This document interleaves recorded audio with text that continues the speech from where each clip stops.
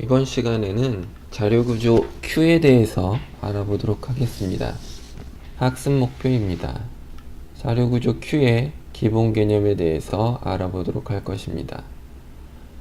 기본 개념을 학습한 후에 Q를 자바를 이용하여 구현해 보도록 하겠습니다. 그리고 Q를 활용하여 프로그래밍 하는 방법에 대해서 살펴보도록 하겠습니다.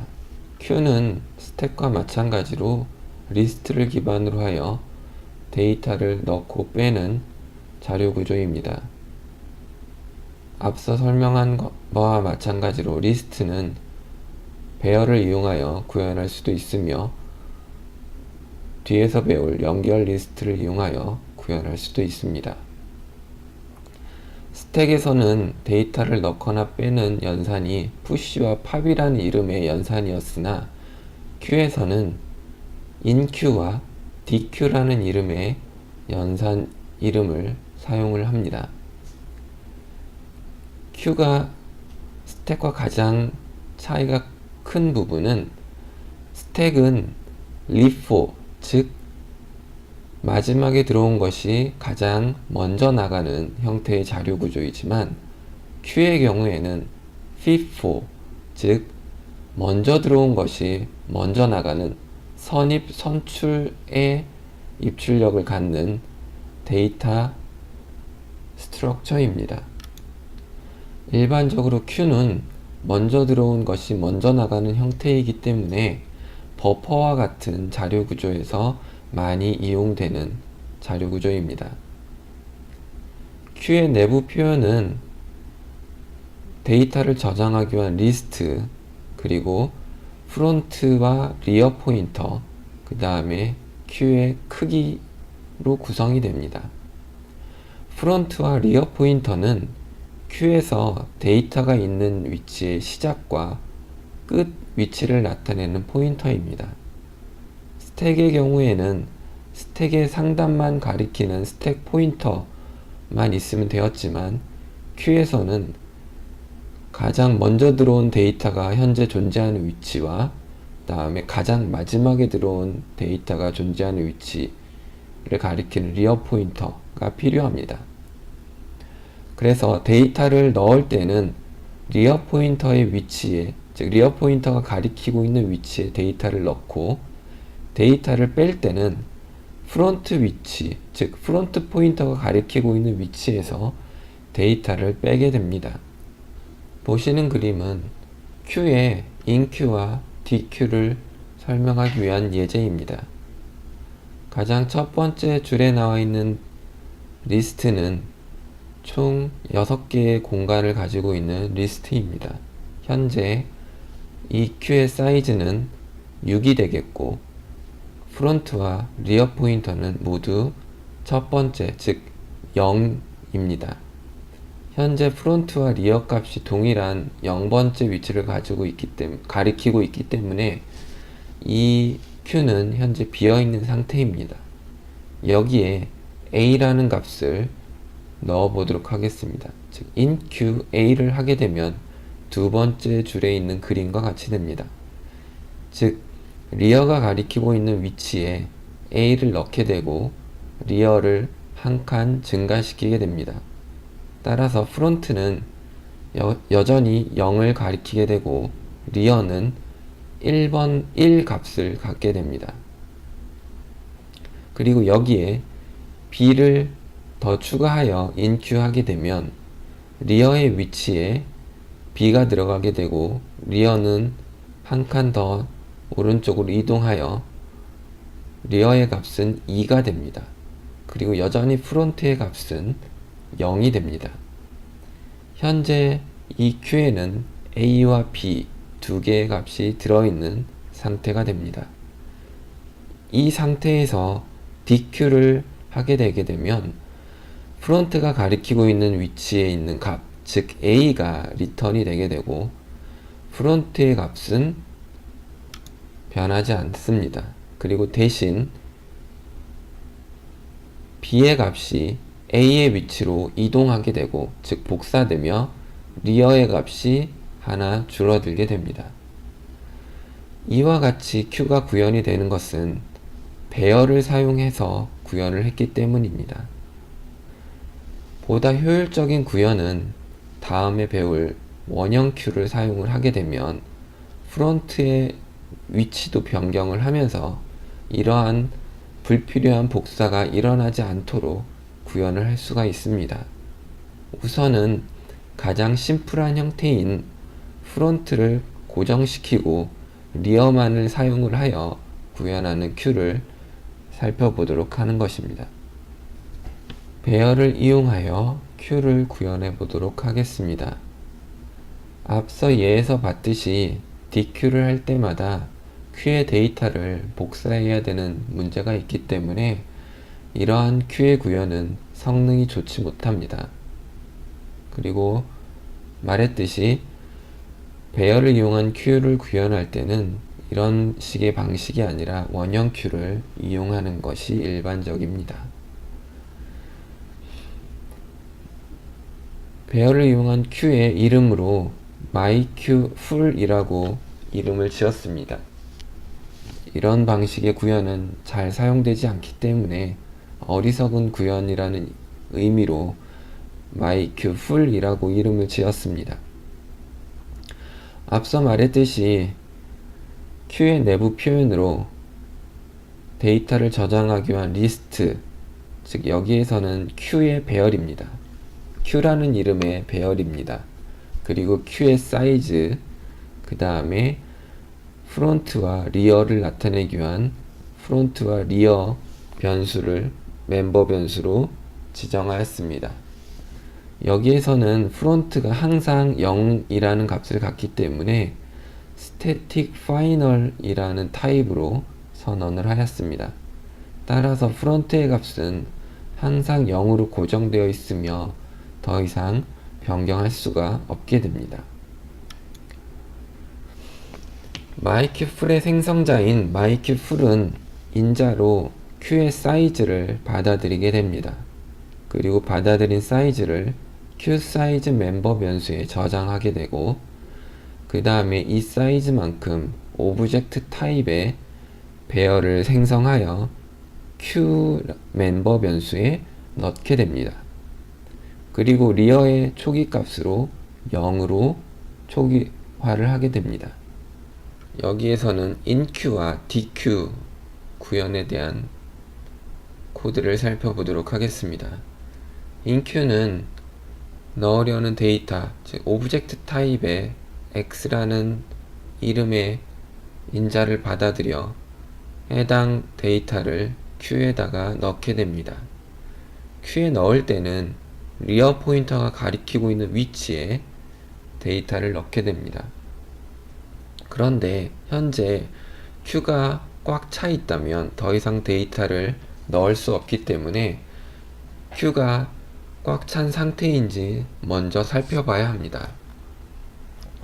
그렇게 하기 위하여 리어의 값을 QSize와 비교를 합니다.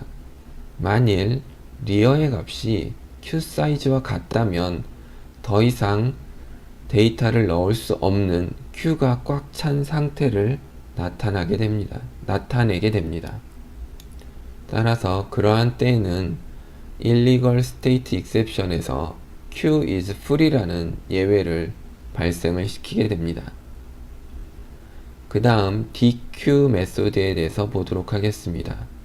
DQ 메소드는 현재 프론트가 가리키고 있는 위치에 있는 데이터를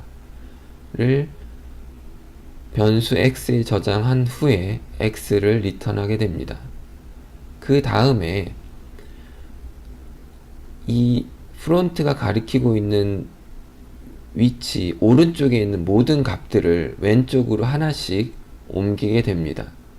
그걸 하기 위하여 리어의 값을 하나 감소시키고 보시는 for 문을 이용을 하여 오른쪽에 있는 값들을 왼쪽으로 하나씩 복사를 하게 됩니다.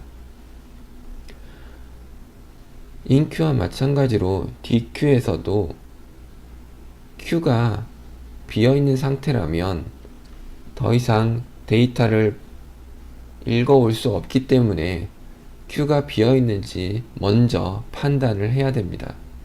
그걸 하기 위하여 리어의 값과 프론트의 값을 비교를 합니다. 만일 두 값이 동일하다면, 즉 프론트가 항상 0이기 때문에 리어의 값이 0이라면 q is empty라는 이름으로 exception을 발생을 시키게 됩니다. 그리고 이 q의 내용을 출력하기 위하여 toString이라는 메소드를 만듭니다. toString이라는 메소드는 실제로 화면에 출력하는 것이 아니라 출력할 내용을 문자열로 만들어서 리턴하게 됩니다. 나중에 시스템 아웃 println에서 이 객체를 부를 때 이 toString 메소드를 호출하여 받은 문자열을 화면에 출력을 하게 됩니다. 여기에서는 queue에 들어있는 모든 데이터들을 문자열에 담아서 리턴을 하게 됩니다. 그리고 추가적으로 프론트와 리어가 가지고 있는 값도 같이 문자열에 담아서 리턴을 하게 됩니다. static void main은 앞에서 만든 myQfull을 테스트하기 위한 함수입니다. 먼저 myQfull이라는 클래스에 객체를 만들어서 q 로컬 변수에 넣습니다. 그 다음 q의 inQ 메소드를 호출하여 a와 b, c, d 이렇게 4개의 값을 q에다가 넣습니다. 그리고 현재 q의 상태를 출력하기 위하여 system.out.println 인자로 q를 넣어서 호출을 하게 됩니다. 그리고 q의 dq를 호출하여 dq 작업을 2번 수행을 합니다. 그리고 다시 q의 상태를 q의 내용을 출력을 합니다. 그 다음 inQ를 이용하여 e라는 데이터를 추가하게 됩니다. 그리고 다시 한번 q의 상태를 출력을 하고 그 다음 dq를 이용하여 리턴한 값을 출력을 합니다. 그 다음 또 f라는 값을 inQ하고 그 다음에 최종적으로 q의 상태를 출력을 해봅니다. 이 테스트를 이용하여 리어의 값이 어떻게 바뀌는지 살펴보도록 합니다. 작성한 코드를 myQfull.java에 저장한 후에 자바 컴파일러로 컴파일한 다음 자바 가상 머신인 자바로 myQfull을 실행해 봅니다. 그러면 그림과 같은 결과를 얻을 수가 있습니다.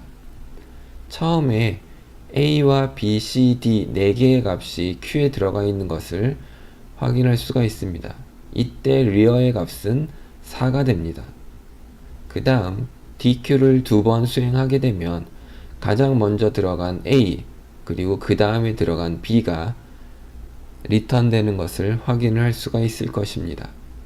그리고 q의 상태를 출력해 보면 남아있는 c와 d를 볼 수가 있고 그 다음에 리어의 값은 2로 줄어든 것을 확인을 할 수가 있을 것입니다. 그리고 데이터 2를 inQ를 하게 되면 그리고 그 다음에 q를 출력을 해보면 c와 d 다음에 2가 들어가 있는 것을 볼 수가 있고 리어의 값은 3으로 늘어나 있는 것을 볼 수가 있습니다. 그리고 dq를 하게 되면 가장 먼저 들어가 있던 c가 리턴이 되고 그 다음에 다시 inQ f를 하게 되면 de 뒤에 f가 들어가 있는 상태를 q의 상태를 확인을 할 수가 있습니다. 그리고 이때 리어의 값은 3이 됩니다. 앞서 만든 q를 이용을 하여 max라는 이름의 메소드를 만들어 보는 실습을 해보도록 하겠습니다. max라는 메소드는 현재 q에 들어있는 값 중 가장 큰 값을 리턴하는 메소드입니다. 앞서 만든 myQfull을 상속받아 myQfull2라는 이름의 클래스를 만들도록 하겠습니다. myQfull2는 새로운 메소드로 max를 추가할 것입니다. 생성자 myQfull2의 경우에는 Q의 크기인 사이즈를 인자로 받아들여 부모의 생성자, 즉 슈퍼 생성자를 부르도록 합니다. 그리고 새로 추가한 max라는 메소드는 현재 모든 Q에 들어있는 값들을 조사하여 가장 큰 값을 리턴하도록 합니다. 그런데 이 경우에 데이터가 Q에 들어있지 않다면 가장 큰 값을 찾을 수가 없기 때문에 Q가 empty인 경우, 즉 rear와 front의 값이 같은 경우에는 Q is empty라는 이름의 exception을 발생시키도록 합니다. 그리고 Q에 데이터가 있는 경우에는 가장 첫 번째 값, 즉 front가 가리키고 있는 값을 가장 최대 값이라고 임시로 저장합니다. 이는 로컬 변수 m에다가 저장을 하게 됩니다. 그리고 프론트 다음 값부터 리어가 가리키는 직전 값까지, 즉 이후 모든 값들에 대해서 for 루프를 돌면서 현재 m에 저장되어 있는 값과 비교를 수행을 합니다. 그리고 현재 저장된 m 값보다 더 큰 값이 나타난다면 그 값을 m에다가 저장을 하게 됩니다. 이렇게 모든 값에 대해서 for 루프를 돌며 조사가 끝난 후에 m에 들어있는 값을 리턴을 하게 됩니다. 그러면 이 m의 값이 바로 현재 Q에 들어있는 값들 중에 가장 큰 값을 나타내게 됩니다. 방금 만든 myQfull E를 테스트하기 위하여 public static void main을 만들게 됩니다. myQfull E 클래스의 객체를 생성을 하고 그 다음에 차례대로 1과 2, 3, 4를 인큐를 합니다. 그리고 max 메소드를 호출하여 그 결과를 화면에 출력하도록 합니다. 당연히 1, 2, 3, 4 중에는 4가 가장 큰 값이기 때문에 4가 출력이 됩니다. 여기에서는 가장 큰 값을 출력하기 위하여 모든 객체를 숫자 값, 즉 인티저 값만 숫자에 넣는 것, 인티저 값만 Q에 넣는 것으로 하였습니다. 요약입니다. Q는 선입선출, 즉 FIFO 방식의 리스트 기반 자료 구조입니다. Q의 데이터를 넣고 빼기 위한 inQ와 deq 연산을 제공을 합니다.